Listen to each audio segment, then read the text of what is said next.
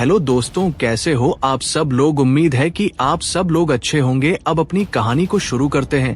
कहानी को शुरू करने से आपसे एक रिक्वेस्ट है कि अगर आपको हमारी कहानी अच्छी लगे तो कहानी को लाइक और सब्सक्राइब जरूर करें और दूसरे लोगों को शेयर करें। कहानी शुरू होती है उत्तर प्रदेश के एक पहाड़ी इलाके में। आर्यन और मीरा की कार जब ऊंची पहाड़ियों के घुमावदार रास्तों से गुजरी तो सूरज ढल रहा था। पहाड़ों की चोटियों पर जमी बर्फ के बीच से छनकर आती रोशनी अब लाल से गहरे बैंगनी रंग में बदल चुकी थी। आर्यन के चेहरे पर एक अजीब सी चमक थी, जैसे उसे कोई बहुत बड़ा खजाना मिल गया हो।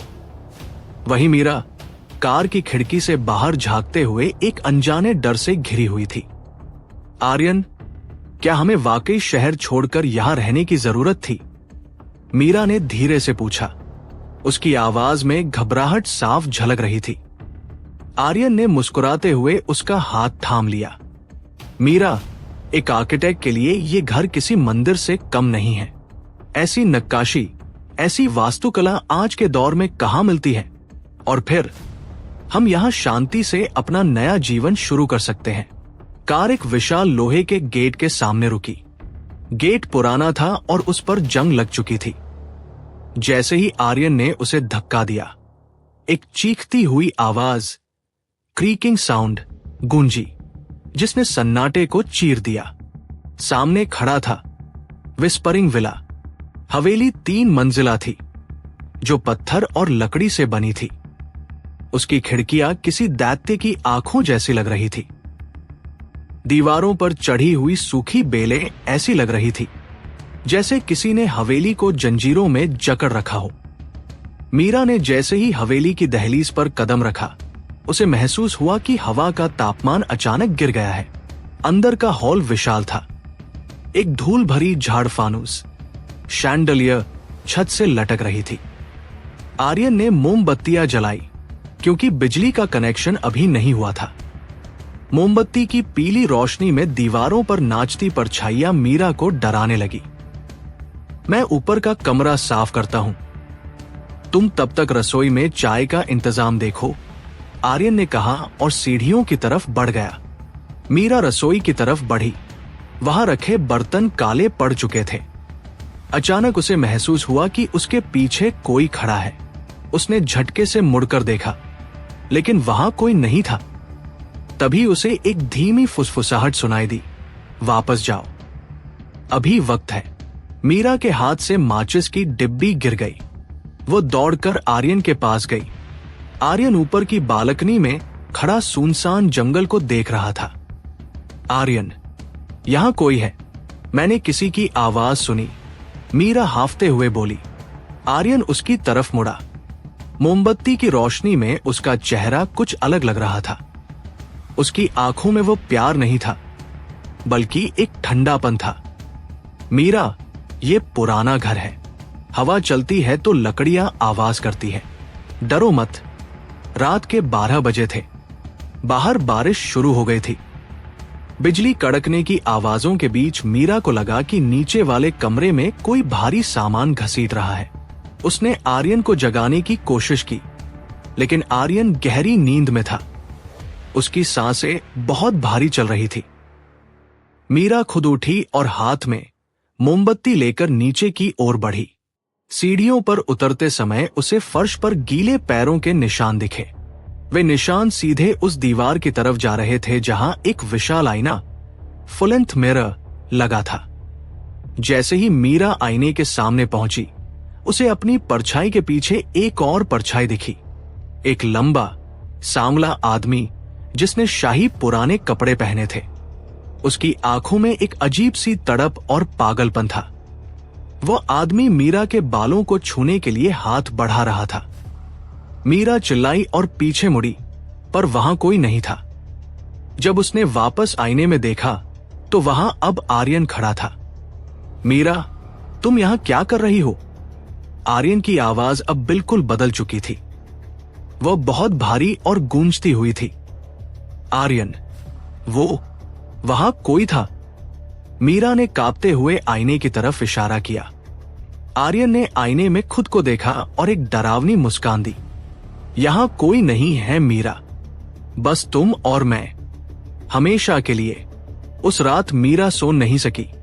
उसे हर पल ऐसा लग रहा था जैसे कोई उसे अंधेरे कोने से घूर रहा है। सुबह जब धूप खिड़की से अंदर आई तो मीरा ने देखा कि आर्यन के गले पर गहरे लाल रंग के निशान थे, जैसे किसी ने उसे कसकर पकड़ने की कोशिश की हो। लेकिन जब उसने आर्यन से पूछा तो उसने साफ इनकार कर दिया कि उसे कुछ पता है। दोपहर में जब आर्यन सामान लाने बाजार गया, मीरा ने घर की खोजबीन शुरू की। उसे हॉल की एक अलमारी के पीछे एक छोटा सा रास्ता मिला। वह रास्ता उसे तहखाने की ओर ले जा रहा था। जैसे जैसे वो नीचे उतर रही थी, सड़न और पुरानी लकड़ी की महक बढ़ती जा रही थी। तहखाने के कोने में एक पुरानी संदूक थी। मीरा ने उसे खोला तो उसमें से एक फटी हुई साड़ी और कुछ जेवर निकले। सबसे नीचे एक हाथ से लिखी चिट्ठी थी। चिट्ठी पर खून के सूखे धब्बे थे। उसमें लिखा था, विक्रम मुझे कभी नहीं छोड़ेगा। वो कहता है कि मेरा जिस्म मिट्टी बन सकता है, पर मेरी रूह उसकी कैद में रहेगी। अगर कोई इस घर में आए तो भाग जाओ। वो अपनी रानी को वापस पाने के लिए किसी भी हद तक जाएगा। मीरा का गला सूख गया। तभी ऊपर से आर्यन की आवाज आई, मीरा, तुम कहां हो? वो आवाज आर्यन की थी, लेकिन उसमें एक ऐसी कड़वाहट थी जो मीरा ने पहले कभी नहीं सुनी थी। मीरा ने जल्दी से वह चिट्ठी अपनी जेब में रख ली और ऊपर की ओर भागी। रूहानी कब्जा और खूनी इत्र तहखाने से वह चिट्ठी मिलने के बाद मीरा का मन किसी अनिष्ट की आशंका से कांप रहा था। वो रसोई में खड़ी थी। हाथ में वो पीली पड़ चुकी चिट्ठी थी जिसे वो बार बार पढ़ रही थी। वो अपनी रानी को वापस पाने के लिए किसी भी हद तक जाएगा। अचानक पीछे से दो ठंडे हाथों ने मीरा की गर्दन को घेर लिया। मीरा की चीख निकल गई, लेकिन उन हाथों की पकड़ इतनी मजबूत थी कि आवाज गले में ही घुट गई। इतनी डरी हुई क्यों हो मेरी जान? आर्यन की आवाज उसके कान के पास गूंजी, लेकिन ये वो आर्यन नहीं था जिसे मीरा जानती थी। उसकी आवाज में एक अजीब सा ठहराव और भारीपन था, जैसे कोई सदियों पुराना इंसान बोल रहा हो। मीरा ने मुड़कर देखा।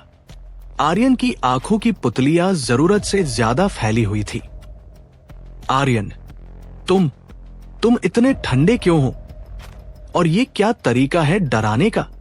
आर्यन ने एक डरावनी मुस्कान दी और उसके बालों को सूंघते हुए बोला, तुम्हारे बालों से चमेली की खुशबू आ रही है। तुम्हें पता है, मुझे चमेली बहुत पसंद है, खासकर तब जब वह ताजे खून के साथ मिली हो। मीरा ने उसे धक्का दिया और पीछे हटी। तुम कैसी बातें कर रहे हो? मुझे डर लग रहा है। आर्यन की आंखों में एक पल के लिए सामान्य भाव आए, जैसे वह किसी गहरी नींद से जागा हो। क्या हुआ मीरा? मैंने क्या कहा? मैं बस मजाक कर रहा था। लेकिन उसकी आंखों के कोने में अभी भी वही कालापन बाकी था। उस रात चांद का रंग कुछ ज्यादा ही सुर्ख था। कमरे के अंदर सन्नाटा इतना गहरा था कि मीरा को खुद के दिल की धड़कन सुनाई दे रही थी। बगल में लेटा आर्यन सो रहा था, या शायद सोने का नाटक कर रहा था। अचानक मीरा को कमरे के कोने में किसी के खड़े होने का एहसास हुआ। उसने आंखें खोली और जो देखा उससे उसका खून जम गया। अंधेरे कोने में एक साया खड़ा था, वही लंबा शाही लिबास वाला आदमी जिसे उसने आईने में देखा था। वह साया धीरे धीरे बिस्तर की ओर बढ़ा।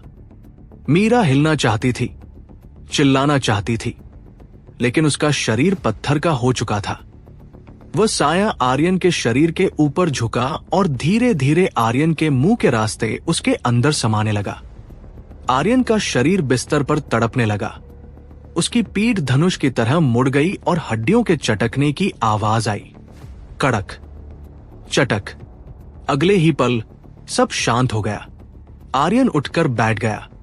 उसने मीरा की तरफ देखा। उसकी आंखें अब पूरी तरह काली थी। सफेद हिस्सा गायब हो चुका था। उसने मीरा का गला पकड़ा और उसे बिस्तर पर पटक दिया। विक्रम। मीरा के मुंह से अनजाने में वह नाम निकला। आर्यन या विक्रम की रूह हंसा। वो हंसी किसी इंसान की नहीं थी। 1 सदी हो गई मीरा, 1 सदी तक मैं इस अंधेरे में तुम्हारा इंतजार करता रहा। तुम मुझे छोड़कर चली गई थी ना, उस सिपाही के साथ भागना चाहती थी। देखो, मैं वापस आ गया हूं। अब इस शरीर के जरिए मैं तुम्हें वो प्यार दूंगा जो मौत भी नहीं छीन पाएगी। उसने मीरा के माथे को चूमा, लेकिन उसके होंठ बर्फ की तरह ठंडे और नुकीले थे। मीरा को महसूस हुआ कि उसकी त्वचा पर छोटे छोटे कट लग रहे हैं। सुबह जब मीरा जगी तो आर्यन कमरे में नहीं था। वो लड़खड़ाती हुई बाहर आई। उसने देखा कि हॉल की दीवारों पर कुछ लिखा हुआ था, ताजे लाल रंग से या शायद खून से। पूरी दीवार पर एक ही नाम लिखा था, महारानी। मीरा ने रोते हुए उन शब्दों को मिटाने की कोशिश की, लेकिन जैसे ही उसने दीवार छुई, उसे एहसास हुआ कि दीवारें गर्म हैं, जैसे उनके अंदर कोई धड़कन चल रही हो। उसने कान लगाकर सुना। दीवार के पीछे से किसी के नाखून रगड़ने की आवाज आ रही थी। खुरच, खुरच।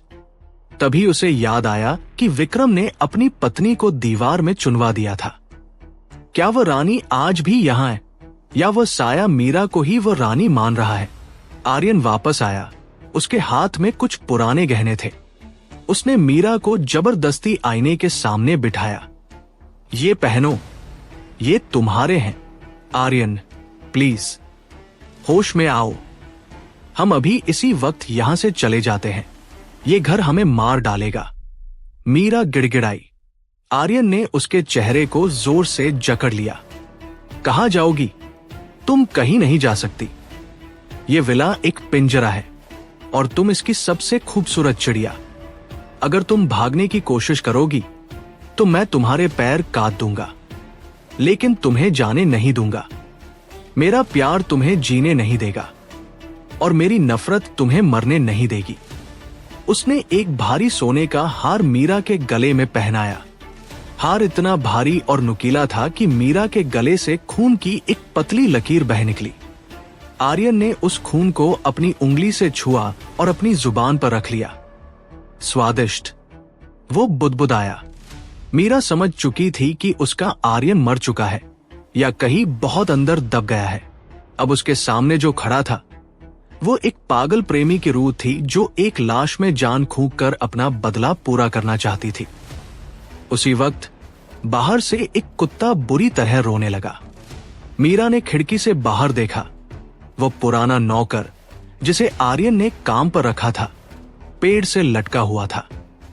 उसकी आंखें निकाल ली गई थी और उसकी छाती पर चाकू से वही शब्द खुदा था, अतिथि वर्जित, गेस्ट्स फॉरबिडन। विक्रम ने अपना खेल शुरू कर दिया था। विस्परिंग विला अब केवल एक घर नहीं बल्कि एक कसाई खाना बन चुका था, जहां प्यार की वेदी पर मीरा की बलि चढ़ने वाली थी। तहखाने का खूनी राज और वजूद की जंग। विस्परिंग विला के बाहर लटके उस बूढ़े नौकर की लाश हवा में झूल रही थी, जैसे कोई चेतावनी दे रही हो। मीरा की चीख उसके हलक में ही दब गई। आर्यन, यानी अब वो शैतानी रूह जिसे विक्रम सिंह कहा जाता था, मीरा के ठीक पीछे खड़ा था। उसके चेहरे पर एक अजीब, सुकून भरी मुस्कान थी, जैसे उस नौकर की मौत उसके लिए कोई उत्सव हो। वो बहुत शोर मचा रहा था। मीरा, कह रहा था कि मुझे तुम्हें छोड़ देना चाहिए, आर्यन ने फुसफुसाते हुए कहा। उसकी आवाज अब इंसानी नहीं लगती थी, उसमें कई आवाजों का मिश्रण था। मीरा ने हिम्मत जुटाई और कांपते स्वर में पूछा, तुमने उसे क्यों मारा? वो तो सिर्फ एक बूढ़ा आदमी था। आर्यन ने मीरा के चेहरे को सहलाया। उसके नाखून मीरा की कोमल त्वचा में चुभ रहे थे। जो हमारे बीच आएगा वो मिटा दिया जाएगा। याद है, 1 सदी पहले तुमने उस सिपाही के लिए मुझे धोखा देने की कोशिश की थी। उसकी मौत तो इससे भी भयानक थी। दोपहर ढलते ही घर के अंदर का सन्नाटा और भी भारी हो गया। आर्यन अब हॉल में बैठकर कोई पुरानी अजनबी भाषा में कुछ गुनगुना रहा था। मीरा को लगा कि यही सही मौका है। वह दबे पांव रसोई की ओर बढ़ी और उस गुप्त रास्ते से दोबारा तहखाने में उतर गई। उसे यकीन था कि उस पुरानी डायरी में ही इस खौफ का अंत छुपा है। तहखाने में हवा और भी ठंडी और भारी थी। जैसे ही मीरा ने टॉर्च जलाई, उसने देखा कि दीवारें पसीज रही थी। दीवारों से पानी नहीं, बल्कि गाढ़ा चिपचिपा लाल रंग का द्रव्य रिस रहा था। उसने जल्दी से वो पुरानी संदूक खोली। डायरी के अगले पन्ने पलटते ही उसे एक नक्शा मिला। वो विस्परिंग विला का गुप्त नक्शा था।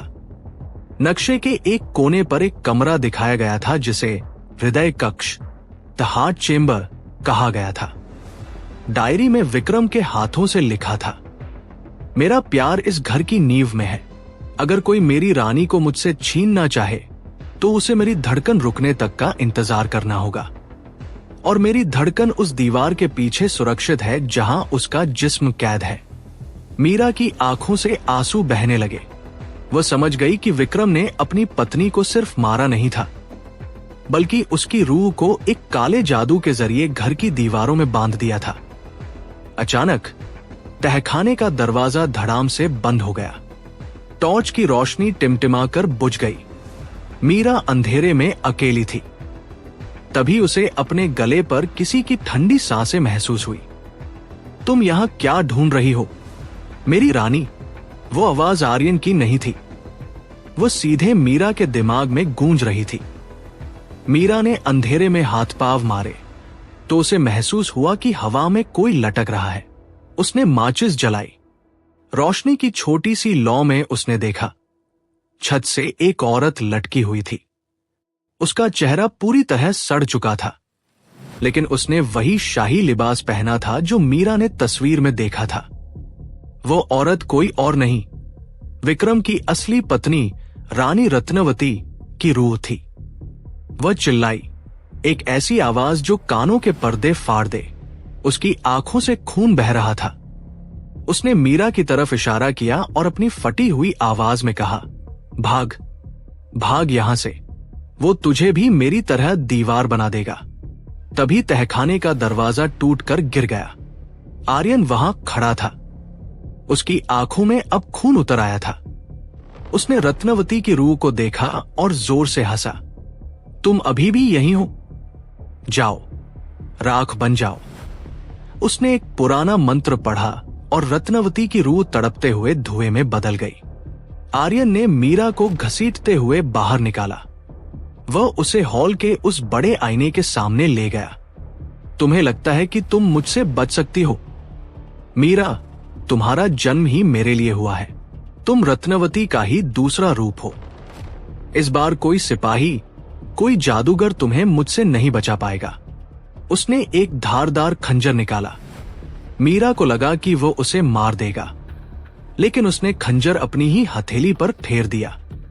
खून की बूंदें फर्श पर गिरने लगी। आर्यन ने उस खून से मीरा की मांग भर दी, अब तुम पूरी तरह मेरी हो। आज रात जब चांद अपने शिखर पर होगा, हम हमेशा के लिए एक हो जाएंगे।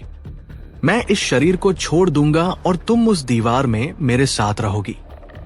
विस्परिंग विला को एक नई बलि चाहिए, और वो तुम हो। मीरा ने देखा कि घर की दीवारें धीरे धीरे करीब आ रही थी। कमरा छोटा होता जा रहा था। उसे चमेली की तेज खुशबू आने लगी, लेकिन अब वो खुशबू मीठी नहीं, बल्कि गला घोंटने वाली थी। रात के सन्नाटे में विला की दीवारों से हजारों सिसकियां एक साथ आने लगी। मीरा को समझ आ गया था कि उसके पास सिर्फ कुछ ही घंटे बचे हैं। या तो वो आर्यन के अंदर सोई हुई रूह को जगाए, या फिर विस्परिंग विला के इतिहास का एक और खूनी पन्ना बन जाए। तो दोस्तों, कैसी लगी हमारी कहानी? आपको हम जल्दी ही दूसरा पार्ट लेकर आएंगे, तो बने रहिए हमारे साथ और बताइए कि आपको ये कहानी कैसी लगी, जिससे हम अगला पार्ट जल्द से जल्द लेकर आ सके। अगले भाग में क्या मीरा आर्यन के शरीर के अंदर कैद उसकी असल पहचान को पुकार पाएगी? क्या हृदय कक्ष का राज खुलेगा? खौफ की सीमाएं अब टूटने वाली हैं। अगले पार्ट को सुनने के लिए आप हमारे चैनल को सब्सक्राइब करें, लाइक करें और कमेंट करें हम जल्दी आपके सामने पार्ट 2 लेकर आएंगे। हमारी कहानी आपको कैसी लगी कमेंट करना ना भूले। आपके कमेंट और लाइक से हमें साहस और प्रेरणा मिलती है, जिससे हम आगे और भी कहानी अच्छी बना सके।